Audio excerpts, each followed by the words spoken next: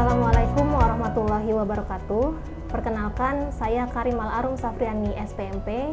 Saya merupakan salah seorang dosen di program studi agribisnis Fakultas Pertanian Universitas Lambung Mangkurat. Video ini merupakan rangkaian dari penilaian deskripsi diri unjuk kerja Tridharma Perguruan Tinggi atau PDD UK-TPT di bidang pengajaran yang berbentuk audiovisual. Pada kesempatan kali ini, saya akan menjelaskan salah satu mata kuliah utama yang saya ampu, yaitu mata kuliah Riset Operasi. Mata kuliah ini merupakan salah satu mata kuliah wajib yang ditempuh di program studi agribisnis semester 6 yang terdiri dari 2 SKS teori dan 1 SKS praktikum. Mata kuliah Riset Operasi ini merupakan mata kuliah yang menjawab permasalahan dalam pengambilan keputusan di bidang pertanian. Mata kuliah Riset Operasi akan membahas tentang penggunaan beberapa materi riset operasi yang terdiri dari pemrograman linier atau LP, model transportasi, dan penugasan, serta model inventory dari project scheduling, memformulasi problem-problem riset operasi, dan solusinya dengan berbagai algoritmanya. Capaian pembelajaran lulusan atau CPL terdiri dari: pertama, mampu menerapkan pemikiran logis, kritis, sistematis, dan inovatif dalam penyelesaian masalah pengembangan dan implementasi ilmu pengetahuan dan teknologi di bidang agribisnis. Kedua, mampu merancang alokasi sumber daya dan strategi peningkatan kapasitas masyarakat, serta memiliki etika bisnis untuk pengembangan dan pengelolaan agribisnis lingkungan lahan basah. Sedangkan capaian pembelajaran mata kuliah riset operasi terdiri dari 3 poin, yaitu CPMK 1, mahasiswa mampu menerapkan konsep dasar dalam riset operasi sebagai alat pengambilan keputusan. CPMK kedua, mahasiswa mampu mengevaluasi hasil optimasi dan linear programming atau LP. CPMK ketiga, yaitu mahasiswa mampu menyelesaikan problem dengan pemrograman linear atau LP, solusi grafik, algoritma simplex, dan metode transportasi. CPMK keempat, mahasiswa mampu menyelesaikan problem persediaan dengan model inventory dan membuat perencanaan dan pengendalian proyek dengan analisis jaringan. Pada mata kuliah ini akan membahas mengenai yang pertama, perumusan masalah dan permodelan matematika, persamaan dan pertidaksamaan linier. Kedua, solusi grafik untuk pemrograman linier dan analisis kesensitifan. Yang ketiga, algoritma simplex. Yang keempat, penggunaan program Lindo dan interpretasi hasilnya. Yang kelima, analisis dual dalam PL. Yang keenam, evaluasi atas pendekatan pemrograman linier, asumsi-asumsi, dan matrix construction. Yang ketujuh, model transportasi, stepping stone method, dan MODI, solusi awal sudut barat laut, metode biaya terkecil, dan VAM. Yang kedelapan, metode penugasan. Yang kesembilan, model inventory, model deterministik, single item static, EOQ dengan price break, EOQ dengan diskon harga, dan model statik banyak komoditas. Yang ke-10, problem perencanaan dan pengendalian proyek dengan PERT dan CPM. Mata kuliah ini juga mempraktikkan bagaimana penggunaan perangkat lunak atau software untuk menyelesaikan permasalahan riset operasi dengan berdasarkan pada metode di bahan kajian tersebut. Mata kuliah ini menggunakan referensi utama yang terdiri dari buku karangan Hamdi Taha, Operation Research, program linear dan variasinya, karya Nasendi dan Effendi Anwar, kemudian dasar-dasar Operation Research oleh Pangestu Subagio, Marwan Asri, dan Hani Handoko, dan beberapa referensi pendukung lainnya. Pada pelaksanaannya, mata kuliah terdiri dari 14 kali pertemuan, 1 kali ujian tengah semester, dan 1 kali ujian akhir semester. Universitas Lambung Mangkurat menerapkan blended learning, yaitu dengan menerapkan perkuliahan tatap muka di kelas maupun secara online dengan menggunakan video conference, serta menggunakan media LMS berupa Simari, e-learning ULM. Selanjutnya, saya akan menjelaskan teknik perkuliahan yang saya terapkan. Saya menerapkan teknik DIA, Delivery, Interaction, dan Assessment. Teknik delivery yang dimaksud berupa teknik penyampaian yang saya gunakan melalui metode ceramah dan memberikan bahan referensi dalam bentuk bahan ajar dan jurnal untuk meningkatkan informasi mengenai bahan kuliah.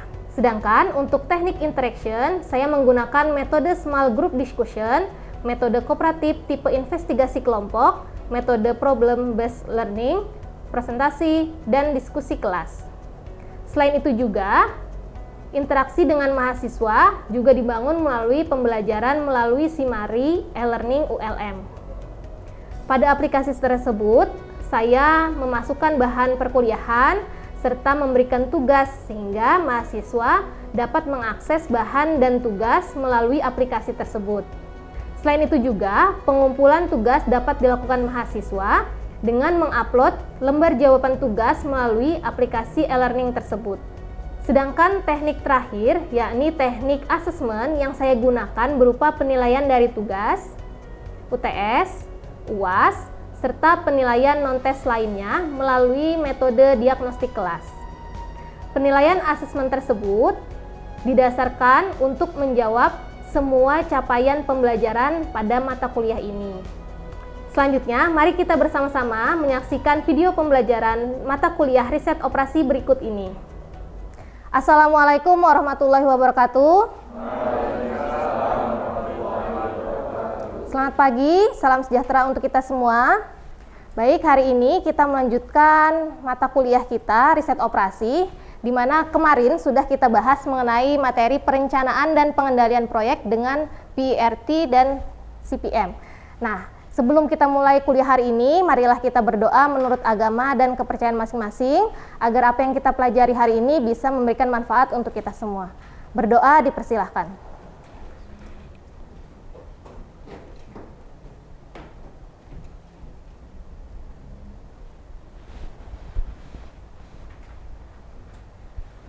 Ya, selesai. Ya, kemarin kita sudah bahas materi ini gitu ya, di mana materi ini adalah satu kesatuan dengan materi kemarin yang mana CPL-nya itu sudah disampaikan kemarin gitu ya. Jadi hari ini merupakan satu kesatuan, artinya satu kesatuan yang utuh di mana capaiannya nanti akan bisa diterima oleh kalian gitu ya. Nah, hari ini kemarin kita sudah membicarakan ada apa? Ada simbol ya kan? Ada simbol, kemudian ada asumsi-asumsi. Selanjutnya ada perhitungan biaya perhitungan gitu ya, perhitungan waktu tercepat, waktu paling lambat gitu ya. Nah, masih ingat ada berapa cara untuk mencari itu? Ada yang ingat nggak? Siapa yang tahu? Ya udah, Rehan coba tolong. Ada berapa cara dan apa caranya? Ada dua cara, Bu. Yang pertama ada perhitungan maju dan yang kedua ada perhitungan mundur. Iya, betul. Kemarin sudah kita bahas ya, ada perhitungan maju, kemudian bagaimana untuk perhitungan mundurnya. Nah, hari ini kita akan lanjut gitu ya, melanjutkan ke perhitungan kelonggaran waktu atau yang biasa disebut sebagai float atau slack ya. Jadi untuk float dan slack ini itu nanti terbagi menjadi dua, ada total float dan free float. Nah, di mana total float ini adalah jumlah waktu di mana waktu penyelesaian suatu aktivitas dapat diundur tanpa mempengaruhi saat paling cepat dari penyelesaian proyek secara keseluruhan. Sedangkan free float itu adalah jumlah waktu di mana penyelesaian suatu aktivitas dapat diundur tanpa mempengaruhi saat paling cepat dari dimulainya aktivitas yang lain atau saat paling cepat terjadinya event lain pada network. Jadi kalau misalnya kita ambil kesimpulan antara total float dan free float, total float itu dia tidak akan mempengaruhi saat keseluruhan proyeknya itu, waktu untuk keseluruhan proyek. Nah, sedangkan free float ini untuk tidak mengganggu waktu pada saat event atau kejadian gitu ya, kejadian yang lain. Nah, untuk menghitung total float itu dihitung dengan rumus S sama dengan LS dikurang ES, atau bisa juga dengan S sama dengan LF dikurang EF. Nah, siapa yang masih ingat arti dari LS, ES, LF, dan EF? Angkat tangan. Ya, dia coba. Jadi LS itu saat paling lambat dimulai aktivitas, sedangkan OS itu saat paling cepat dimulai aktivitas. Kemudian LF itu saat paling lambat selesai aktivitas, dan OF itu saat paling cepat selesai aktivitas. Iya, jadi kita bisa lihat dari singkatannya aja yang kemarin udah dikasih ya materinya. Kita lihat singkatan itu sehingga nanti kita ingat, oh kalau LS itu mulainya yang lambat, kemudian ES itu mulainya yang cepat ya, sesuai dengan apa ya, singkatan atau notasinya. Kemudian kalau LF, F-nya itu adalah selesai final gitu ya, L-nya lambat, jadi paling lambat saat selesai, kemudian EF-nya paling cepat saat selesai gitu ya. Nah, jadi dari perhitungan ini ya, misalnya kita untuk menghitung kelonggaran atau slack pada cara pertama tadi. Cara pertama itu kita menggunakan persamaan S sama dengan LS dikurang ES. Maka total float-nya untuk aktivitas I ke J ya, dari dua buah node itu I ke J itu adalah SIJ, artinya kita mencari total slack dari I ke J gitu ya, sama dengan LSIJ dikurang ESIJ. Nah, dari perhitungan mundur yang sudah kita pelajari kemarin, kan kita hitung mundur kan ya. Nah, itu perhitungan mundur kita tahu bahwa LS itu sama dengan TL dikurang T. Ya, waktu paling lambat dikurang dengan jangka waktu antara dua node-nya itu. Nah, sedangkan untuk perhitungan maju, ESIJ itu sama dengan TIJ. Maka, untuk persamaan SIJ sama dengan LSES itu bisa kita substitusi gitu ya ke persamaan yang ini. SIJ sama dengan TLIJ dikurang TIJ dikurang TIJ. Jadi yang LS-nya itu kita rubah dengan TLJ dikurang TIJ, sedangkan ES-nya itu kita ganti dengan TEJ. TI ya. Itu adalah untuk persamaan S sama dengan LS dikurang ES. Nah, bisa juga kita menggunakan persamaan yang kedua, yaitu S sama dengan LF dikurang EF. Maka total float aktivitas I ke J adalah SIJ sama dengan LFIJ dikurang EFIJ. Nah, kemarin itu untuk perhitungan maju kita tahu bahwa EFIJ itu sama dengan TEI ditambah TIJ. Sedangkan untuk perhitungan mundurnya adalah LFIJ sama dengan TLJ. Maka persamaan ini ya kita substitusikan, di mana LFIJ-nya adalah TLJ, sedangkan EF-nya adalah TEI tambah TIJ, ya, sehingga SIJ sama dengan TLI dikurang TII dikurang TIJ. Kenapa jadi di sini min? Karena dia di sininya plus, karena dia penjumlahan, tapi dia depannya min, sehingga dia akan berubah menjadi min negatif gitu ya. Jadi TLJ dikurang TLI dikurang TIJ.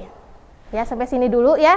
Ini adalah perhitungan untuk total float. Jadi bisa dua cara nih. Kita pakai yang S sama dengan LS kurang ES, atau yang S sama dengan LF dikurang EF. Jadi bisa pakai yang persamaan yang ini ya, yang sudah disubstitusi.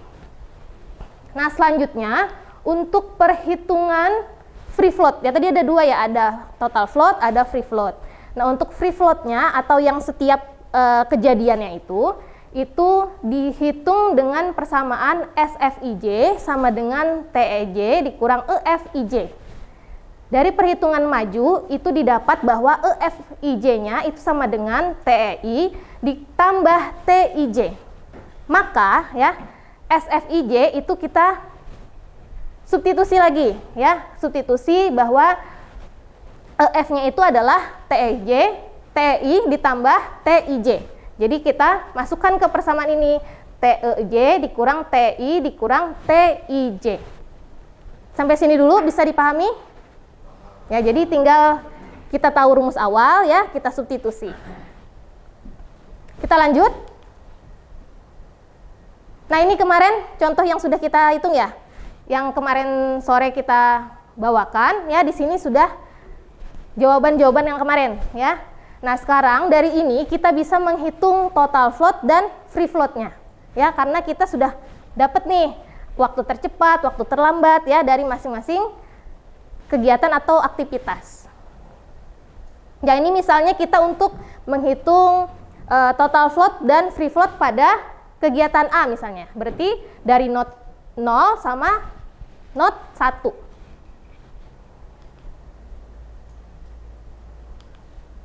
Nah, ini sudah Ibu gambarkan. Jadi perhatikan network sebelumnya, diagram network sebelumnya yang merupakan hasil perhitungan maju dan perhitungan mundur. Kemarin kita kan mau cari yang bagian depan, kita maju ya kan. Bagian belakang kita cara hitung mundur. Nah, kemudian ini kita gambarkan ya not 0 dan not 1, di mana ini waktunya sudah diberikan ya, sudah ditampilkan.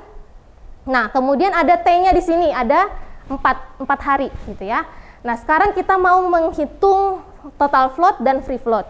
Kita pakai rumus yang tersedia, bisa yang kan kalau yang total float ada 2 ya, pilih salah satu.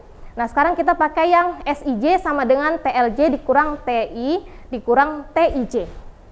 Nah, untuk aktivitas A, artinya di sini SIJ, I-nya itu ada yang bagian pertama, yaitu kita mau dari not 0 ke not 1. Jadi IJ-nya itu adalah 01 gitu ya. Jadi SIJ S 0,1 sama dengan TLJ, waktu terlambat gitu ya, waktu paling lambat dari J. J itu kan kita apa tadi? 1 ya.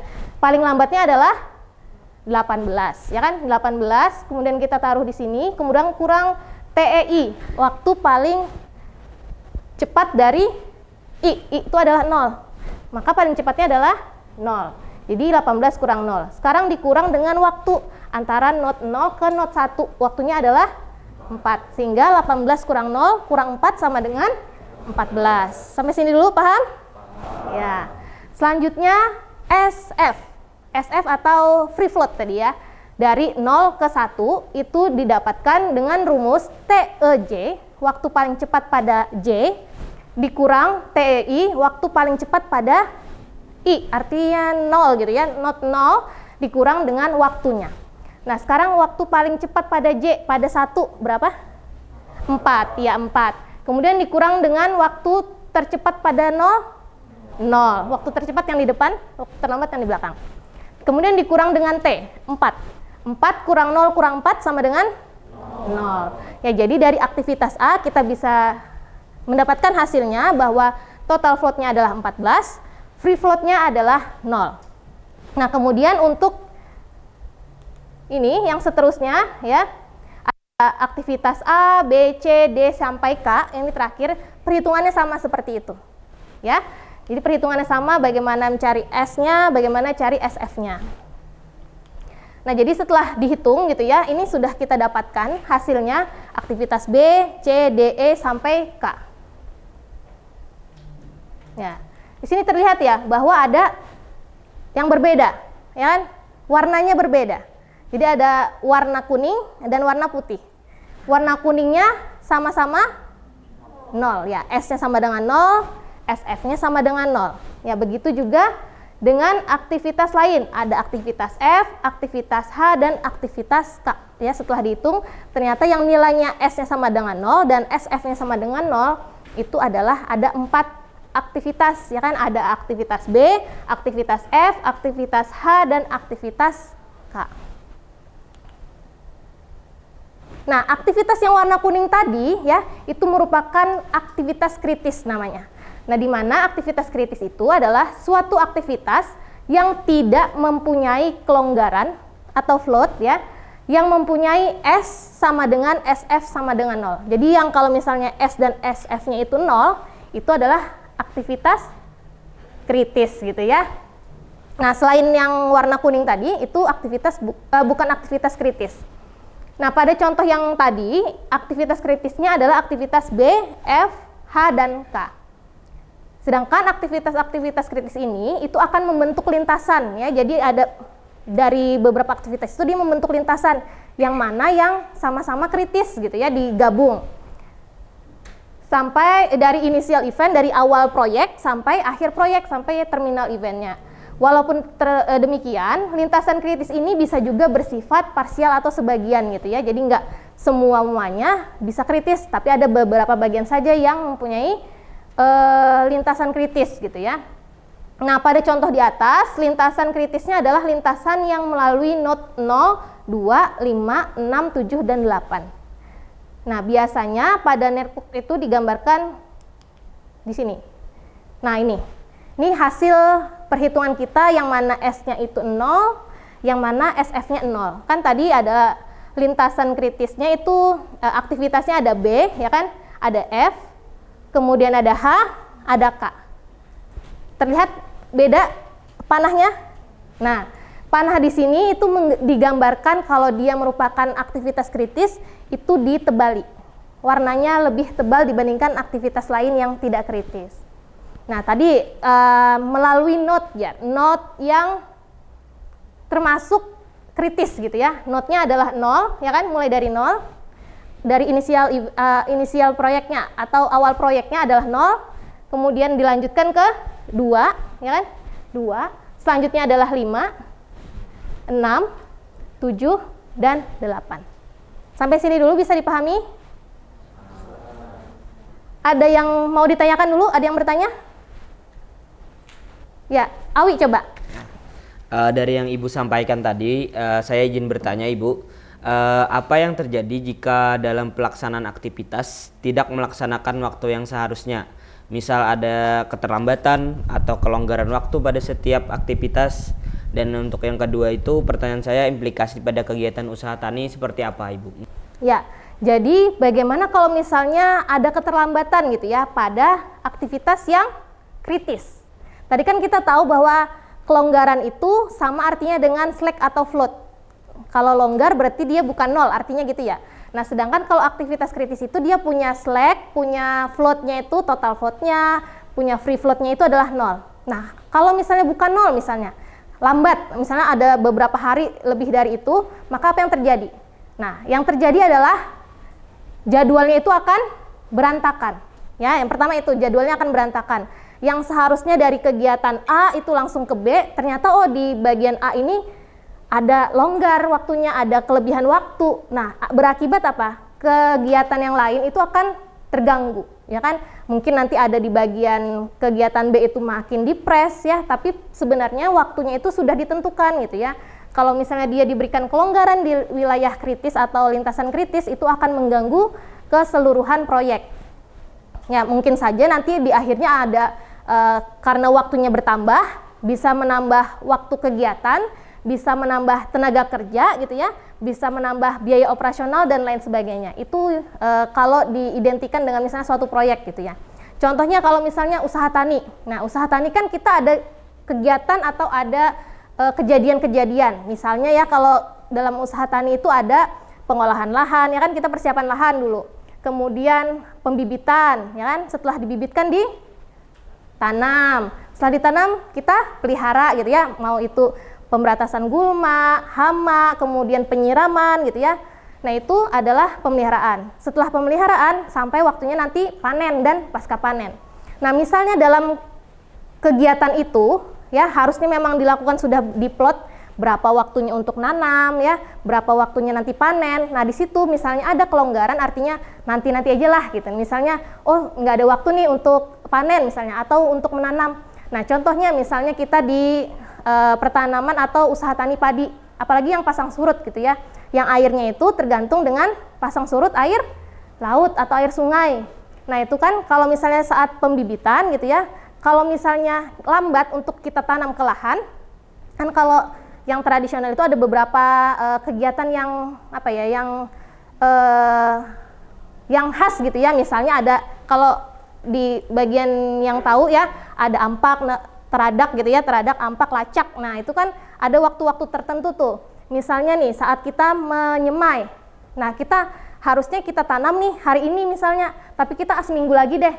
Nah, ternyata airnya yang dipasang surut itu sudah surut airnya gitu ya, jadi dia nggak terendam, artinya nggak macak-macak kah bahasanya, jadi kayak tanahnya itu masih basah. Nah, sudah kering, artinya kalau sudah kering peranakannya nggak bagus gitu ya, bibitnya ini nggak bagus, kemudian kita tanam misalnya, itu akan memberikan efek nantinya adalah misalnya produksinya berkurang. Nah, gitu. Atau misalnya contoh waktu saat panen nih, saat panen, masa panen sudah kita tentukan sekarang, tapi kita beberapa, misal seminggu kemudian.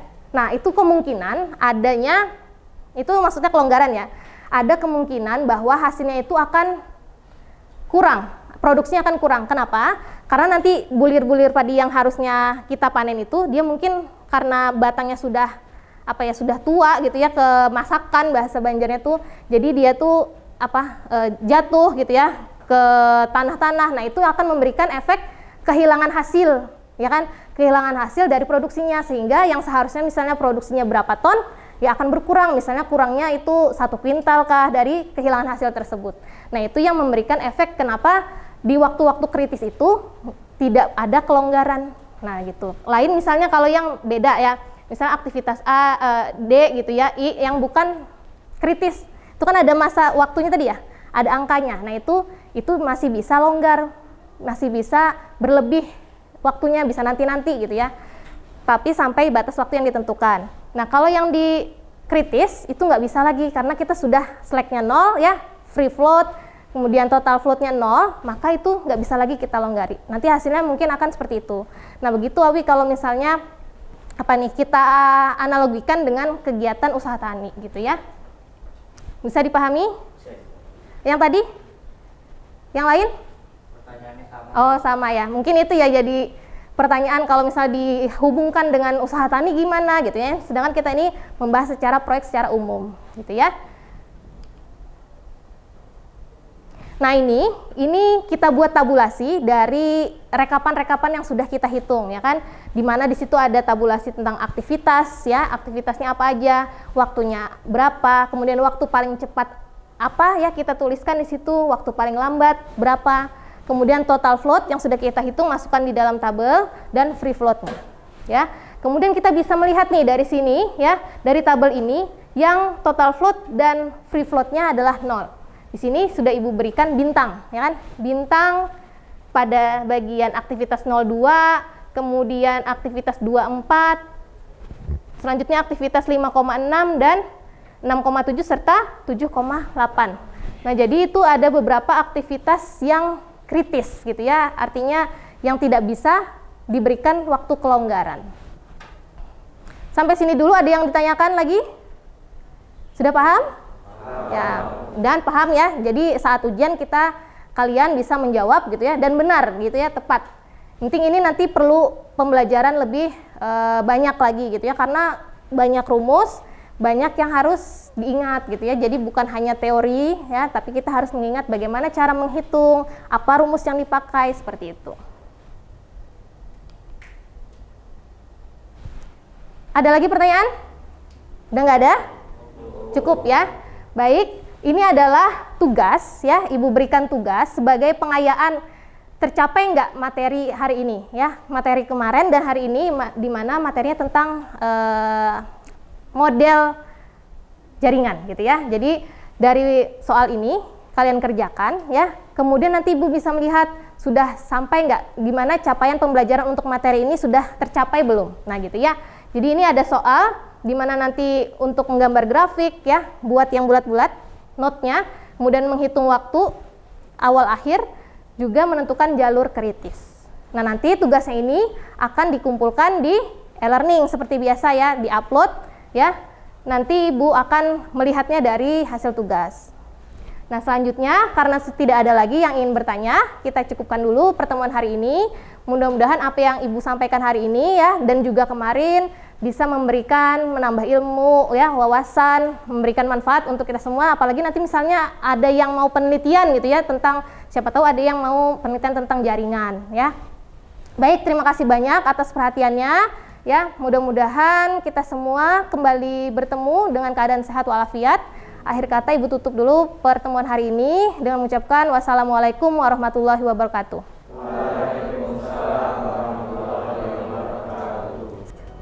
Demikian video pembelajaran mata kuliah riset operasi pada program studi agribisnis Fakultas Pertanian Universitas Lampung Mangkurat.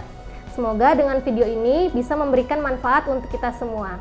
Akhir kata, saya Karimal Arum Safriani SPMP mengucapkan terima kasih banyak atas perhatiannya. Wabillahi taufiq wal hidayah. Wassalamualaikum warahmatullahi wabarakatuh.